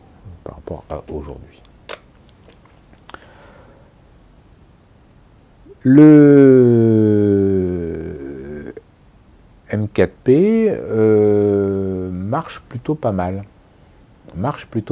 C'est-à-dire que on ne peut pas dire que les ventes sont magnifiques, mais les ventes correspondent aux espérances, déjà. Donc, ça permet de maintenir une fabrication de boîtiers au Canada et une fabrication d'objectifs au Canada et une fabrication d'objectifs en Allemagne. Il y avait des objectifs fabriqués au Canada avant la faillite, puisque c'était une filiale, c'est-à-dire que c'était une usine délocalisée de Leica au Canada. Et à ne pas confondre avec Leica New York, qui était beaucoup moins importante et qui a fabriqué, et si on trouve des boîtiers marqués Leica New York ou des choses comme ça, c'était plus un atelier d'assemblage et un gros SAV qu'il y avait aux États-Unis.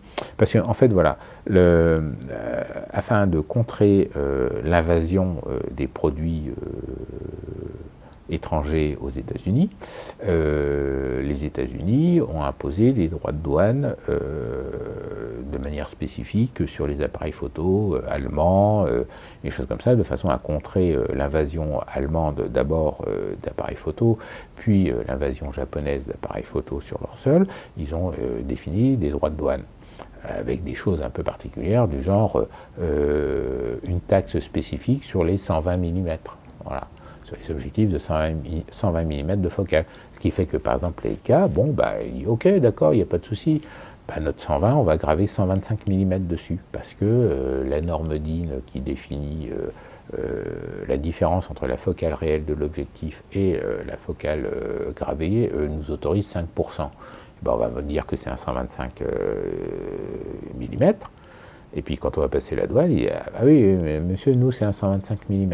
Ah bon, bah, passez, vous n'êtes pas. Voilà. Donc, pour contrer ça, il y avait un atelier de montage, un gros SAV à New York, et il montait et assemblait des boîtiers aux États-Unis avec des pièces détachées fabriquées en Allemagne. Donc vous allez trouver certains boîtiers, il n'y en a pas beaucoup, hein. C'est pas tous les modèles, c'est pas toute la fabrication qui passait là-dedans, mais par exemple vous avez notamment dans les V100 une version de ce boîtier-là qui est Ernst Lake New York et qui est fabriqué aux États-Unis. Voilà, il y a des standards, des Leica standards. Donc le Leica standard, c'est ce même boîtier-là, mais avec juste un viseur dessus. Donc c'est l'équivalent, c'est la suite du Leica 1A qui était fabriqué, qui était assemblé comme ça aux États-Unis. Et d'ailleurs, bon, sur eBay, quand on retrouve des modèles d'époque, enfin des ensembles qui n'ont pas bougé depuis leur date d'achat, eh bien, on va retrouver des boîtiers Leica avec des objectifs américains, comme des, alors je ne vais pas dire de bêtises, mais des Vélostigma ou des choses comme ça, qui étaient fabriqués par l'usine qui fabriquait Graflex. Voilà. Le Leica M4P fonctionne plutôt pas mal et du coup, alors j'essaye de faire un peu de ménage dans mes sangles et du coup, comment dire, il développe au Canada le Leica M6. Voilà, voici un Leica M6. Alors faites abstraction de la poignée, hein, c'est moi qui les fabrique. Voilà, donc le Leica M6. Et le Leica M6 donc, est l'évolution du M4P, donc c'est du M4P dedans, avec encore... alors, il y a une augmentation entre le M4II, le M4P, le M6, le MP, qui est en fait un M6. Il y a à la fois une évolution de la technicité à l'intérieur, une évolution de la qualité d'usinage à l'intérieur, parce qu'ils sont passés aux machines à commande numérique et ainsi de suite, ce qui a permis de faire une simplification des mécanismes, et donc une réduction des systèmes de réglage intérieur, parce qu'ils ne sont plus nécessaires du fait de l'augmentation de la précision des usinages. Voilà. Si vous êtes capable d'usiner votre anthrax précis, vous n'avez plus besoin de mettre le système de réglage d'anthrax. Donc, les gens pourraient dire « Ah bah oui, mais c'est simplifié à l'intérieur ». C'est simplifié à l'intérieur parce que c'est fabriqué de manière plus précise, parce que c'est fabriqué sur des machines plus précises. Voilà. Si vous faites... moi, je travaille dans la mécanique. Quand vous avez des pièces super, vous avez fait la commande numérique avec des commandes numériques rigides, avec des bons processeurs et ainsi de suite, et qui vous font des pièces qui sortent de la machine au micron partout, et ben vous faites des assemblages, ça rentre, vous entendez l'air siffler et ainsi de suite, alors qu'autrefois il fallait des semaines et des semaines d'ajustage pour obtenir cette qualité de jeu entre les pièces. Donc, c'est l'évolution du M4P, qui est à la fois plus simplifié à l'intérieur, mais fabriqué plus précis. Le M6 inaugure le posemètre intégré. Donc, ce n'est pas le premier boîtier, c'est le premier M de cette forme-là, avec un posemètre dedans. C'est le premier M de cette forme-là. Bien sûr, il y a eu le M5 et le CL avant. Le M5 et le CL avant avaient un petit bras qui venait dans la chambre, je vous l'ai montré. Là, c'est complètement différent. On a un bouchon qui peine à venir, voilà. On a un obturateur. Quand on arme l'obturateur, on a une tache blanche qui apparaît sur le disque, sur le rideau de l'obturateur. Et le but de cette tache blanche est de réfléchir la lumière pour l'envoyer sur une cellule qui est à l'intérieur du truc. Alors je vais me mettre en pose B, voilà. Alors voilà. Et donc, donc là on a, alors je vais essayer de le montrer, on a ici un petit point bleu, là au bout du doigt, et, vous voyez mon doigt, voilà, on a un petit point bleu qui apparaît, et ça c'est la cellule photoélectrique du truc. Alors j'essaye de bouger mes doigts. Donc voilà, donc on a fait la mise au point coco. Voilà, donc on a cette cellule bleue, voilà, que j'essaye de faire briller, qui regarde le premier rideau de l'obturateur. Et alors quand vous achetez un M6 d'occasion, il faut regarder cette cellule bleue qui doit être bien bleue, bien brillante, et surtout pas blanc laiteux. Voilà. Si c'est blanc laiteux, ça veut dire qu'il y a quelque chose qui se décolle dedans, ça affecte son fonctionnement et il faut ou changer le composant ou le faire réparer. Voilà. C'est une des choses à regarder quand on achète un Leica M6 d'occasion, M6, MP, et enfin tous les boîtiers qui fonctionnent sur ce système-là. Voilà. Parce que ça n'est pas... c'est caractéristique du composant et c'est pas caractéristique du boîtier. Donc tous les boîtiers qui ont ce composant-là peuvent être affectés de ce problème-là. Voilà. Donc quand on arme, ça apparaît. Quand on a armé le posemètre, le circuit du posemètre est en contact, donc on peut utiliser le posemètre. Et on a à l'intérieur, quand on appuie sur le déclencheur, on va avoir deux diodes à l'intérieur, deux diodes électroluminescentes rouges en forme de flèche. Et le principe de l'exposition, c'est d'avoir les deux diodes qui s'allument, qui s'éclairent également. Voilà. C'est la seule nouveauté du M6. On a les mêmes gammes de cadres que le M4P, on a le même pas de retardateur que le M4P, et voilà. Alors bien sûr, ça fonctionne avec des piles, et là, ils ont utilisé alors c'est pas forcément facile à dévisser. Ils ont utilisé la place du retardateur laissée vacante parce qu'ils ont enlevé le retardateur, mais ils n'ont rien mis à la place. Voilà. Donc ils ont réussi à caser l'électronique nécessaire du bazar, et puis ça fonctionne avec deux petites piles SR44 à l'oxyde d'argent, et on met là-dedans. Donc le deuxième point à vérifier, c'est que le ressort en bas est correctement propre et pas oxydé. Voilà. Ça, c'est le deuxième point à vérifier. Et puis vérifier que ça se dévisse correctement et qu'il n'y a pas de souci, parce que si c'est trop propre, ça peut avoir collé, et il y a des gens qui ont eu des soucis pour dévisser le bazar. Voilà. À tel point, c'est que le MP, donc qui est donc l'évolution du M6, était livré avec deux bouchons dont un bouchon qui s'ouvrait et se fermait avec une clé. Voilà.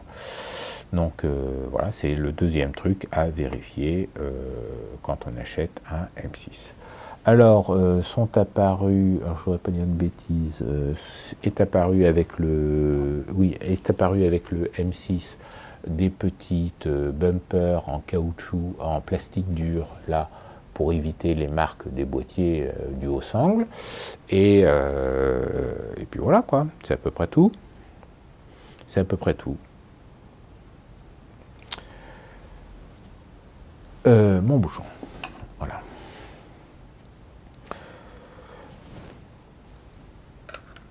Le M6 a été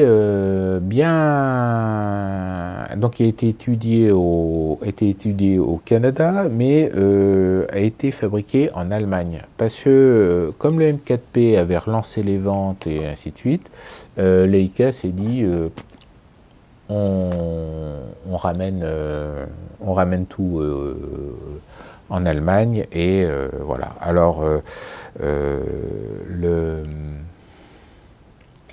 et donc le Leica M6, donc là je vous ai fabriqué, ça c'est fabriqué en Allemagne, ça c'est fabriqué au Canada, et ça c'est refabriqué en Allemagne.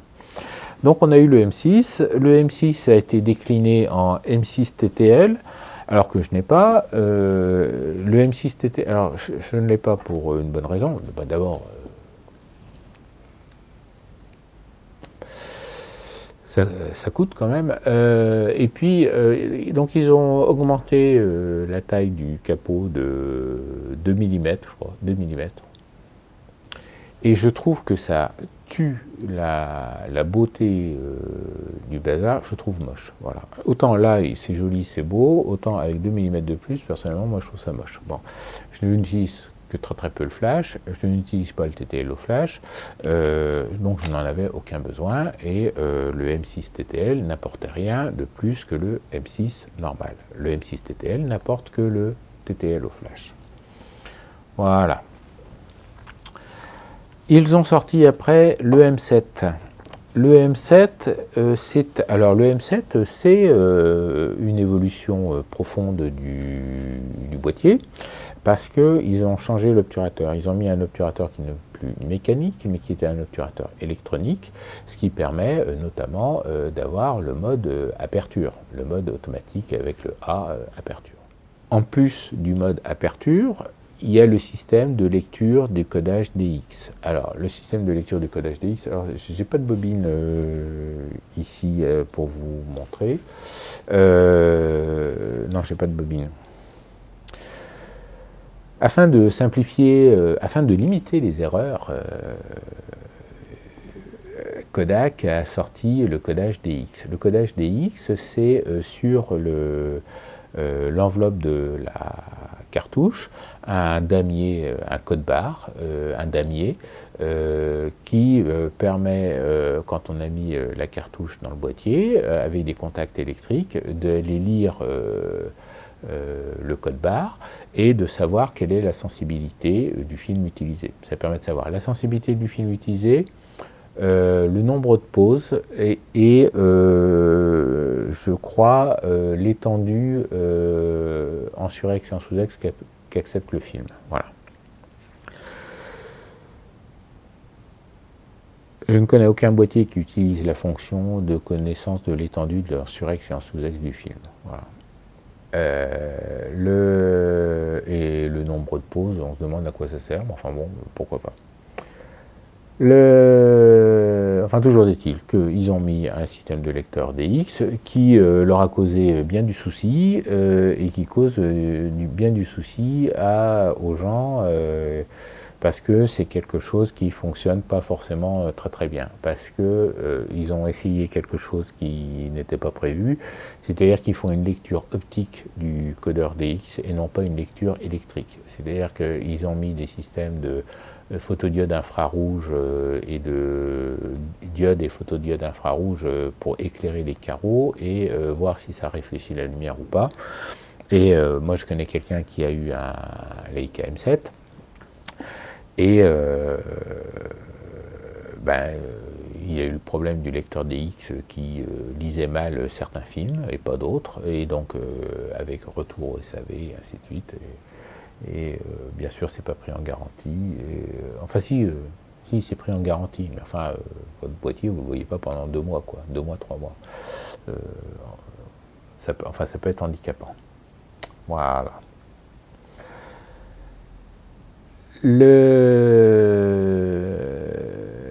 Avec la baisse des ventes, parce que là, on est carrément dans les périodes numériques.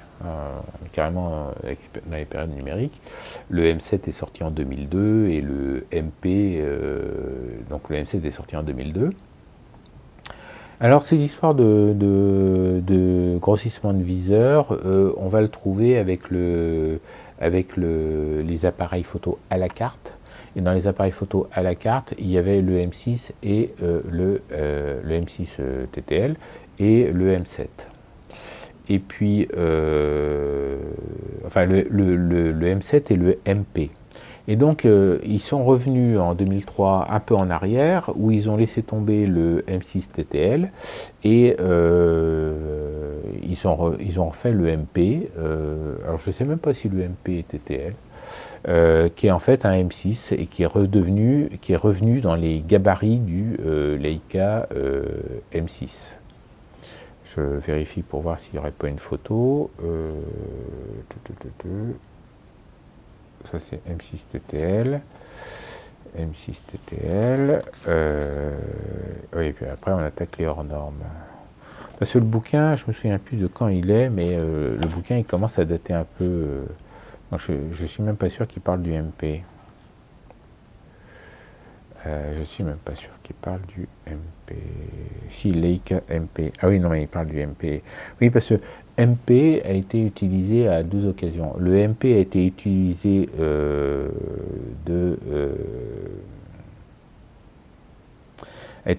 au niveau du M3, à l'époque du M3, où ils ont fait une version sans retardateur pour les photographes, pour quelques photographes professionnels. C'est un boîtier qui était fabriqué à 300 ou 500 exemplaires. Et après, ils ont repris le nom de MP pour faire le successeur du Leica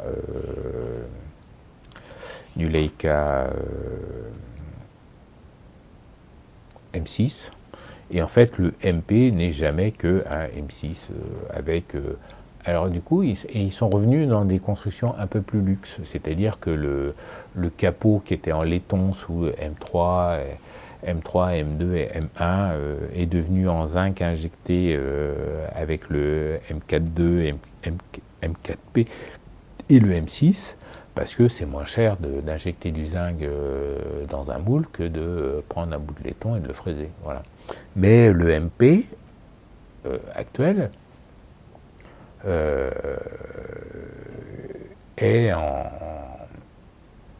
le MP actuel a un capot supérieur en zinc, en laiton.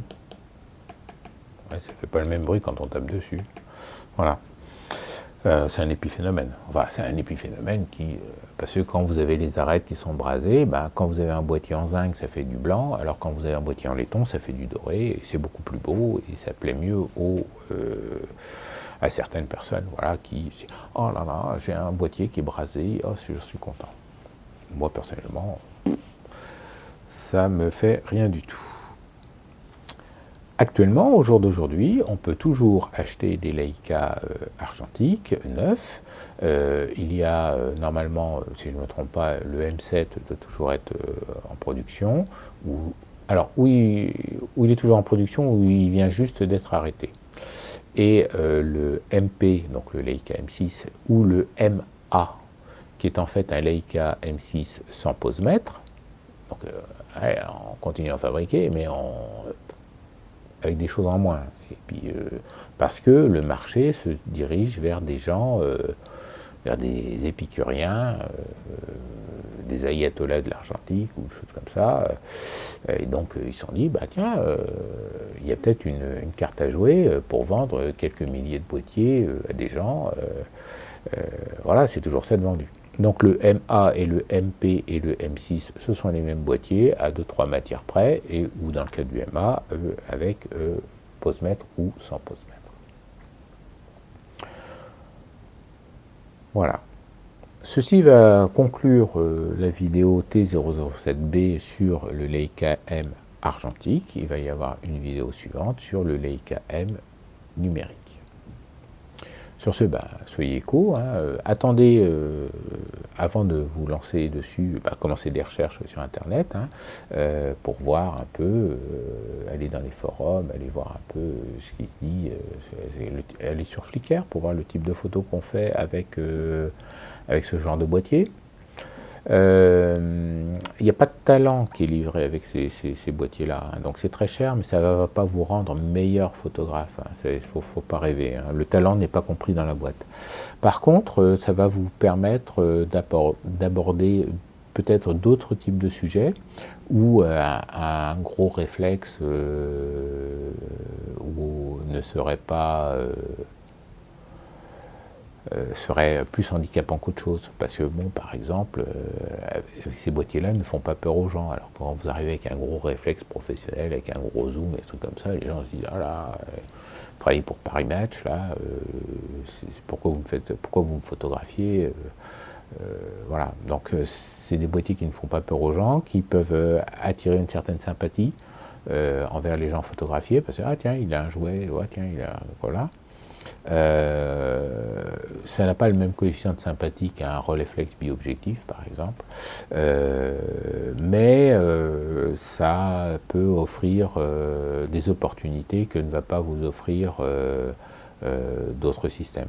Par exemple, j'ai eu l'occasion d'aller sur un plateau de télévision parce que mon club de photo passait à la télé régionale et donc j'étais derrière dans les parties sombres des caméras là, j'étais pas sur le plateau, mais moi ça m'a permis de photographier, on m'a laissé photographier parce que bon, à Leica c'est bon, il fera pas de bruit, voilà, il fera pas de bruit, il nous dérangera pas, donc on m'a laissé faire mes photos tranquille.